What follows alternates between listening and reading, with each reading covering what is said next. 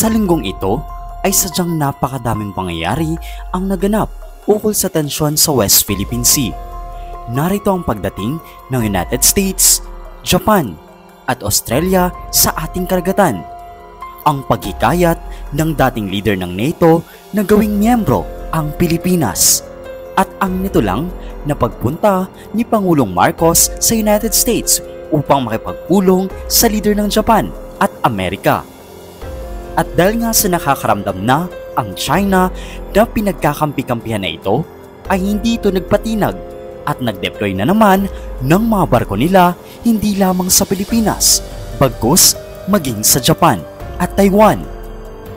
Ngunit hindi rin nauubusan ng bala ang United States at may panibagong plano na naman na mas lalong ikinagalit ng China. At bago nga natin ipagpatuloy ang video na ito, ay huwag kalimutang mag-subscribe at i-hit ang notification bell para maging updated ka sa mga susunod pa na videos.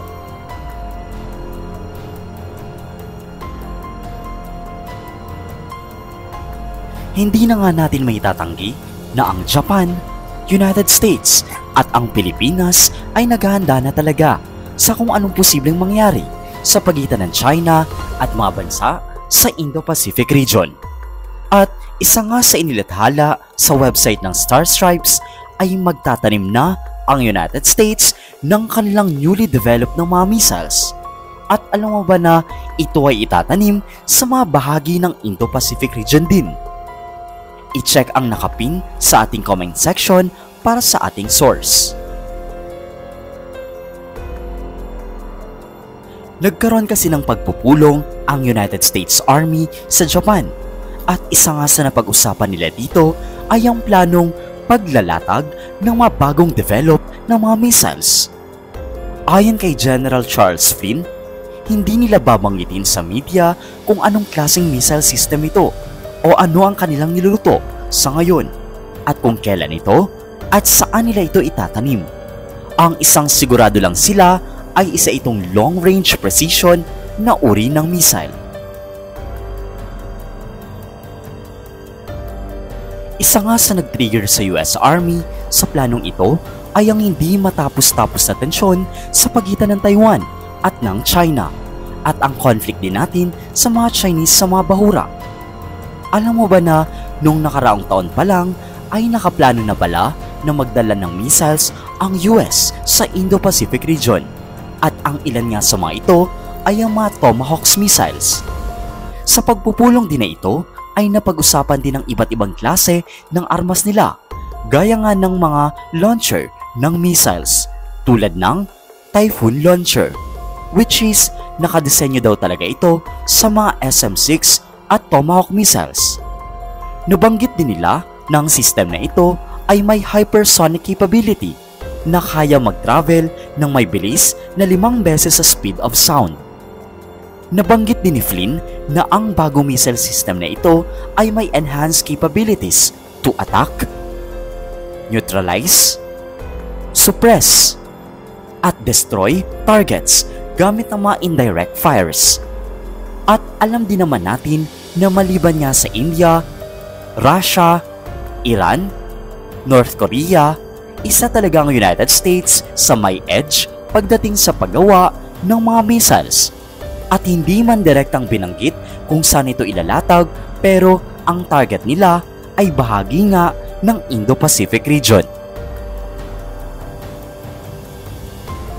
At nito mga nakarang linggo din ay matindi talaga ang pang-aagrabyado na ginawa ng China sa Pilipinas.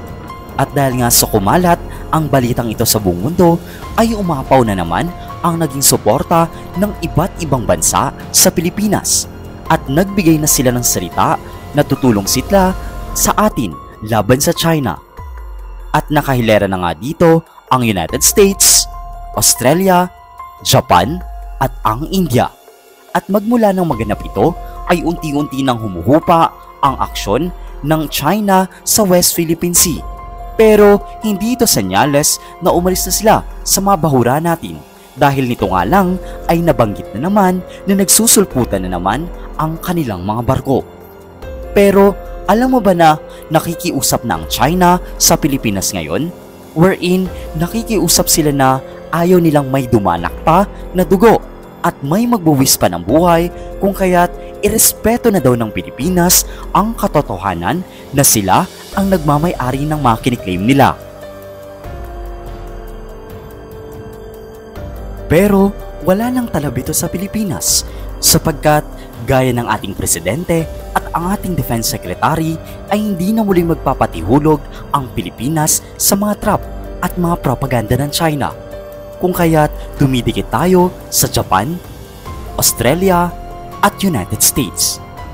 Tila wala nang makakapigil pa sa mga plano na nakatakda sa pagpoprotekta sa West Philippine Sea at maging ang sunod-sunod na mga maritime defense agreement sa iba't ibang malalakas na bansa. Alam mo ba na panay parinig na sa mga open speech ang Foreign Ministry ng China at ang laging laman nito ay ang pagbabaliktad animo ng Pilipinas sa China? Alam mo ba na sinabi rin ng spokesperson nila na ang bukbakang bibig lagi ng Pilipinas ay China ang nang-intimidate sa West Philippine Sea at sila daw ang kontrabida. Ngunit kung sisilipin daw ay tayo talaga ang siyang banta dahil iligal naglatag ang Pilipinas ng puwersa sa mga bahura nila gaya nga ng Sanancia, Cundao o mas kilala bilang Spratly Island. At dagdag pa ng spokesperson nila na habang maaga pa ay nakikiusap na ang panig ng China na tumigil na ang Pilipinas sa pagpapalapit ng mga malalaking bansa upang humingi ng tulong sa conflict na hindi naman karapat-dapat. Kung patuloy itong gagawin ng Pilipinas ay tayo pa raw marahil ang nagsusuong sa kapahamakan. Itigil na rin daw ng Pilipinas ang pangbabaliktad sa totoong sitwasyon ng China na ito daw ang kontrabida. Bagkus sila pa nga daw ang nagbubuklod sa mga bansa sa Southeast Asia upang mapanatili ang kapayapaan sa ating rehiyon. Ikaw, ano masasabi mo sa sentimiento ng China sa kaganapan sa West Philippine Sea? At ilan lamang ito sa mga impormasyon ukol sa plano ng United States na maglatag ng kanilang missile system sa West Philippine Sea.